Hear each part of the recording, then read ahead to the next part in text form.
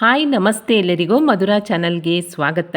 ಬೆಳಿಗ್ಗೆ ಬ್ರೇಕ್ಫಾಸ್ಟ್ಗೆ ಅಂತ ಇಡ್ಲಿ ಮಾಡಿದರೆ ಎಲ್ಲರ ಮನೆಯಲ್ಲೂ ಸಂಜೆ ಹೊತ್ತಿಗೆ ಒಂದು 4ರಿಂದ 5 ಇಡ್ಲಿ ಮಿಕ್ಕೋದು ಸಾಮಾನ್ಯ.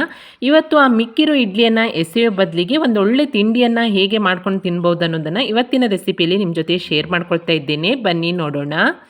ನೋಡಿ, ನಾನು ಬೆಳಿಗ್ಗೆ ಬ್ರೇಕ್ಫಾಸ್ಟ್ಗೆ ಇಡ್ಲಿ ಮಾಡಿದ್ದೆ.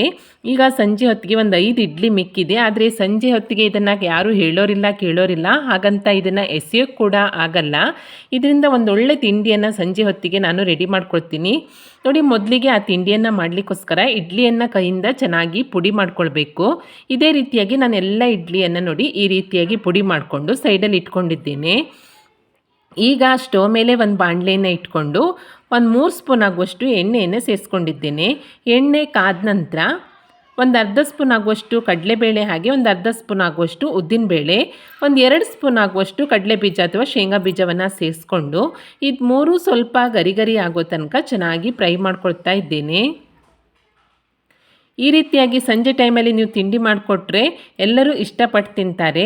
ಇದು 3 ಸ್ವಲ್ಪ ಗರಿ ಗರಿಯಾಗಿ ಫ್ರೈ ಆಗ್ತಿದ್ದ ಹಾಗೆ ಇದಕ್ಕೆ ಸ್ವಲ್ಪ ಸಾಸಿವೆ ಹಾಗೆ ಚಿಟಿಕೆ ಆಗುವಷ್ಟು ಇಂಗನ್ನು ಸೇರಿಸ್ಕೊಂಡು ಮತ್ತೆ ಇದನ್ನು ಫ್ರೈ ಮಾಡ್ಕೊಳ್ತಾ ಇದ್ದೇನೆ.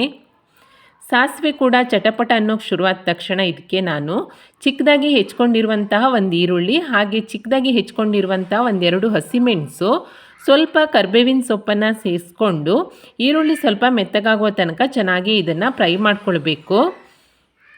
ಈರುಳ್ಳಿ ಸ್ವಲ್ಪ ಬೇಗನೆ ಫ್ರೈ ಆಗಲಿ ಅಂತ ನಾನು ಇದಕ್ಕೆ ಒಂದು 1/4 ಸ್ಪೂನ್ ಆಗುವಷ್ಟು ಉಪ್ಪನ್ನು ಕೂಡ ಸೇರಿಸ್ಕೊಳ್ತಾ ಇದ್ದೇನೆ. ಉಪ್ಪನ್ನು ಸೇರಿಸ್ಕೊಂಡು ಮತ್ತೆ ಈರುಳ್ಳಿ ಮೆತ್ತಗಾಗುವ ತನಕ ಚೆನ್ನಾಗಿ ಫ್ರೈ ಮಾಡ್ಕೊಳ್ತೀನಿ. ತುಂಬಾ ರುಚಿಯಾಗಿರುತ್ತೆ. ಈ ರೀತಿಯಾಗಿ ನೀವು ತಿಂಡಿ ಮಾಡಿಕೊಟ್ರೆ ಇಡ್ಲಿಯಿಂದ ಮಾಡಿದ ತಿಂಡಿ ಅಂತ ಗೊತ್ತೇ ಆಗಲ್ಲ. ಒಗ್ಗರಣೆ ಎಲ್ಲವೂ ಚೆನ್ನಾಗಿ ಫ್ರೈ ಆದ ನಂತರ ನಾನು ಹುಡಿ ಮಾಡಿ ಇಟ್ಕೊಂಡಿರುವಂತಹ ಇಡ್ಲಿ ಹುಡಿಯನ್ನು ಇದಕ್ಕೆ ಸೇರಿಸ್ಕೊಂಡು ಚೆನ್ನಾಗಿ ಮಿಕ್ಸ್ ಮಾಡ್ಕೊಳ್ತೀನಿ.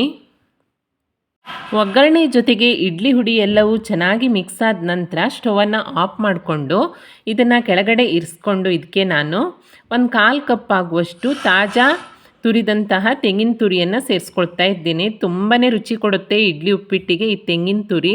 ಹಾಗೆ ಒಂದು ಅರ್ಧ ಲಿಂಬೆಹಣ್ಣಿನ ರಸವನ್ನು ಸೇರಿಸ್ಕೊಂಡು ಇನ್ನೊಮ್ಮೆ ಮಿಕ್ಸ್ ಮಾಡಿಕೊಂಡು ಬಿಸಿ ಬಿಸಿಯಾಗಿಯೇ ಸರ್ವ್ ಮಾಡಿದರೆ ವಿಶೇಷ ಪರಿಮಳ ಹಾಗೆ ವಿಶೇಷ ರುಚಿಯೊಂದಿಗೆ ಎಲ್ಲರಿಗೂ ಇಷ್ಟವಾಗುವಂತಹ ಇಡ್ಲಿ ಉಪ್ಪಿಟ್ಟು ರೆಡಿಯಾಗುತ್ತೆ. ಉಳಿದಂತಹ ಇಡ್ಲಿಯಿಂದ ನೋಡಿ ಘಮಘಮ ಅನ್ನುವಂತಹ ರುಚಿಕಟ್ಟಾದ ಉಪ್ಪಿಟ್ಟನ್ನು ತಯಾರಿಸಿ ಬಿಸಿ ಬಿಸಿಯಾಗಿ ಮನೆಯವರಿಗೆಲ್ಲ ಸರ್ವ್ ಮಾಡಿದರೆ ಎಲ್ಲರೂ ಬಾಯಿ ಚಪ್ಪರಿಸ್ಕೊಂಡು ತಿಂತಾರೆ. ನೋಡಿ ಎಷ್ಟು ಚೆನ್ನಾಗಾಗಿದೆ ಅಂತ.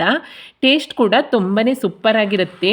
ನಾವು ಇಡ್ಲಿಯನ್ನು ತಯಾರಿಸುವಾಗ ನಡೆಯುವಂತಹ ಫರ್ಮೆಂಟೇಷನ್ ಅಥವಾ ಹುದುಗುವಿಕೆ ಪ್ರಕ್ರಿಯೆ ಜೀರ್ಣಕ್ರಿಯೆಗೆ ತುಂಬಾ ಸಹಕಾರಿ. ಇಡ್ಲಿ ಹುಳಿ ಬಂದಾಗ ಇದರಲ್ಲಿ ಒಳಗೊಳ್ಳುವಂತಹ ಪ್ರೋಬಯಾಲಿಕ್ ಅಂಶಗಳು ಕರುಳಿನಲ್ಲಿ ಒಳ್ಳೆಯ ಬ್ಯಾಕ್ಟೀರಿಯನ್ನ ಕೂಡ ಉತ್ತೇಜಿಸುತ್ತೆ. ಇದರಿಂದಾಗಿ ನೋಡಿ ಹುಷಾರಿಲ್ದಿದ್ದವರಿಗೆ ಯಾವಾಗಲೂ ಡಾಕ್ಟ್ರು ಇಡ್ಲಿ ಅಥವಾ ಮೊಸರನ್ನವನ್ನೇ ತಿನ್ನಲಿಕ್ಕೆ ಸಜೆಸ್ಟ್ ಮಾಡ್ತಾರೆ. ಎಲ್ಲದಕ್ಕಿಂತ ಹೆಚ್ಚಾಗಿ ಇಡ್ಲಿಯು ಸೆಲೆನಿಯಂ, ಪ್ರೋಟೀನ್ ಮತ್ತು ವಿಟಮಿನ್ ಡಿ ಅನ್ನು ಹೊಂದಿರುತ್ತೆ. ಇವೆಲ್ಲವೂ ದೇಹದ ರೋಗ ನಿರೋಧಕ ವ್ಯವಸ್ಥೆಗೆ ಮಹತ್ವದ ಕೊಡುಗೆಯನ್ನು ನೀಡುತ್ತೆ. ಆದ್ದರಿಂದ ಬೆಳಗ್ಗೆ ಬ್ರೇಕ್ಫಾಸ್ಟಲ್ಲಿ ಮಿಕ್ಕಿರುವಂತಹ ಇಡ್ಲಿಯನ್ನು ಎಸೆಯೋ ಬದಲಿಗೆ ಈ ರೀತಿಯಾಗಿ ಏನಾದರೂ ಸ್ಪೆಷಲಾಗಿ ತಿಂಡಿ ಮಾಡ್ಕೊಂಡು ತಿಂದರೆ ಕೂಡ ಆರೋಗ್ಯಕ್ಕೆ ತುಂಬಾ ಒಳ್ಳೆಯದು. ತುಂಬಾ ಸಿಂಪಲ್ ಆದಂತಹ ರೆಸಿಪಿ.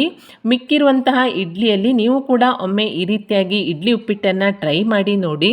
ಈ ರೆಸಿಪಿ ನಿಮಗೆ ಇಷ್ಟ ಆದಲ್ಲಿ ಲೈಕ್ ಮಾಡಿ, ಹಾಗೆ ಶೇರ್ ಮಾಡಿ, ಹೇಗಾಗಿದೆ ಅಂತ ಕಮೆಂಟ್ ಮಾಡಿ ತಿಳಿಸಿ.